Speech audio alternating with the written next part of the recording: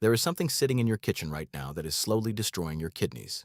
Not a chemical, not medication, not something unusual.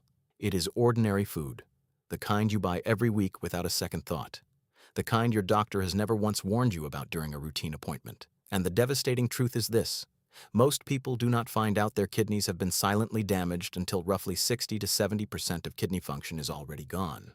Because the kidneys, unlike the heart, unlike the lungs, give you almost no warning signals until the damage is severe. No pain, no alarm, nothing.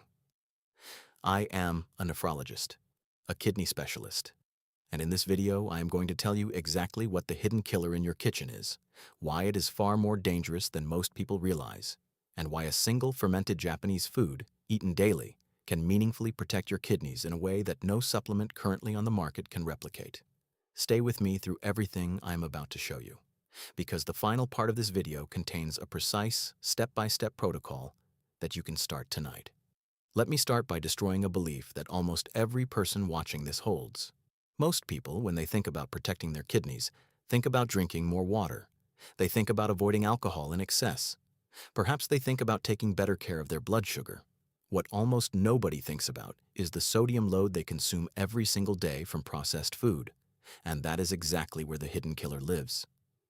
Here is the clinical reality. A large meta-analysis examining 9 epidemiological studies covering over 5,600 cases of chronic kidney disease found that people with the highest sodium intake carried approximately a 9% higher risk of developing chronic kidney disease compared with those consuming the least. That may sound modest in isolation, but this is a population-level average, and it is almost certainly an underestimate because most people dramatically underreport their sodium intake. More importantly, a separate meta-analysis of 33 studies involving over 101,000 participants found that a low-salt diet reduced the risk of serious kidney composite endpoints, including a 50% or greater decline in filtration rate, kidney failure, and dialysis, by 28% in patients already diagnosed with chronic kidney disease. 28% from dietary sodium reduction alone. Now here is the part that your doctor has almost certainly never explained to you. Over 75% of the sodium most people consume does not come from the salt shaker. It comes from processed products: bread, deli meats, packaged soups, ready meals, sauces, and condiments. The sodium is invisible. It has no taste you would recognize as salty, and it accumulates every single day. This is the hidden kidney killer in your kitchen. Not poison, not a chemical in your water. The ordinary, ultra-processed food landscape that has been normalized as everyday nutrition. But there is a second hidden threat, one that is even less discussed: phosphate additives. When your kidneys are healthy, they regulate phosphate excretion precisely. But the phosphate added to processed foods, in deli meats, processed cheeses, baking mixes, and carbonated drinks, is inorganic phosphate. And inorganic phosphate is absorbed by the body at a rate approaching 100%. Natural phosphate from whole foods, roughly 40 to 60% absorption. The difference is enormous. Hyperphosphatemia, elevated phosphate in the blood, is one of the strongest mortality predictors in dialysis patients. But the damage begins long before dialysis. Even in the general population, high normal phosphate levels are associated with accelerated vascular calcification. The blood vessel walls stiffen. The kidneys face increasing filtration pressure. The degradation compounds silently over years. You are not being warned about this at the checkout counter. Now let us talk about the solution. And this is where science becomes genuinely remarkable. Japan has one of the lowest rates of chronic kidney disease in the industrialized world. A major study, the Fukushima Health Management Survey, followed 14,732 adults over 4 years and found that people who most closely followed a traditional Japanese dietary pattern centered on vegetables, fish, soy-based products, and fermented foods including miso soup had measurably lower rates of both reduced kidney filtration and proteinuria, protein in the urine, which is the earliest detectable sign of kidney damage. Those in the highest tertile of this dietary pattern had a 32% lower rate of proteinuria compared with those in the lowest. A 32% reduction in one of the most critical early markers of kidney disease. From a food pattern, at the center of that pattern is a single fermented food that most Western kitchens have never used: miso. Specifically, traditional fermented miso, the dense, savory paste made from soybeans, salt, and a fermenting agent called koji, aged for months or years. It is the base of miso soup, which has been consumed in Japan daily for centuries. Now, at this point, you may be thinking, miso contains significant amounts of sodium. How can salty food protect the kidneys? This is exactly the right question, and the answer reveals something that food science is only beginning to fully understand.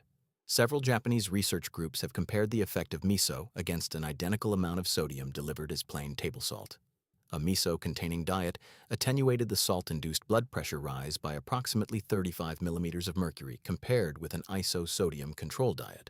An equivalent sodium load from regular salt produced far greater cardiovascular and blood pressure damage than the same sodium load from miso. The mechanism is not yet fully characterized, but the leading explanation involves several components of miso working in combination.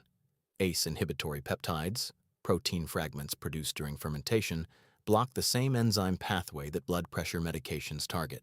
Isoflavones modulate vascular tone and reduce oxidative stress in the vessel walls, and bioactive compounds in miso appear to reduce sympathetic nervous system overactivation, the constant low-level stress signal that drives persistent hypertension and accelerates kidney damage.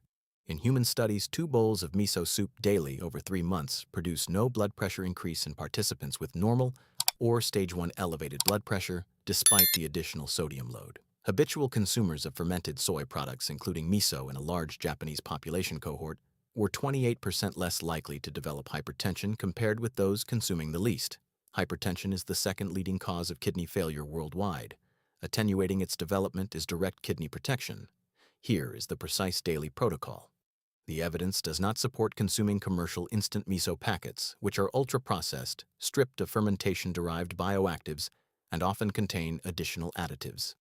The protocol I am giving you requires traditional fermented miso paste, available in most Asian grocery stores and many health food retailers. Look for miso that lists soybeans, salt, and koji as the only or primary ingredients. Brown or red miso has undergone longer fermentation and carries a higher concentration of bioactive peptides. Step 1. Use 1 level teaspoon of traditional miso paste per serving, approximately 200 milliliters of warm water. Critically, do not add miso to boiling water. Dissolve it in water that is cooled to approximately 65 to 70 degrees Celsius. Boiling destroys the fermentation-derived peptides and significantly reduces bioactive potency. Step 2. Consume your miso soup as part of your first meal of the day, not alongside a processed food meal high in additional sodium. The protective effect operates in the context of an overall reduced sodium load, not as a license to consume more salt elsewhere. Step 3. Add a small amount of diced firm tofu and wakame seaweed if available. Both components are present in traditional Japanese miso soup and contribute additional plant-based protein and mineral support relevant to kidney function. Step 4. Make this a daily non-negotiable, not an occasional addition. The blood pressure and vascular data come from habitual, consistent consumption. Occasional use produces no meaningful protective effect. Your kidneys are filtering your entire blood volume approximately every 30 minutes. They are doing that right now as you watch this. They are doing it without any sensation, any signal, any request for recognition. What they are not equipped to do is withstand decades of excess sodium from ultra-processed food, progressive phosphate accumulation, and accelerating hypertension, silently, without complaint, until the damage is irreversible.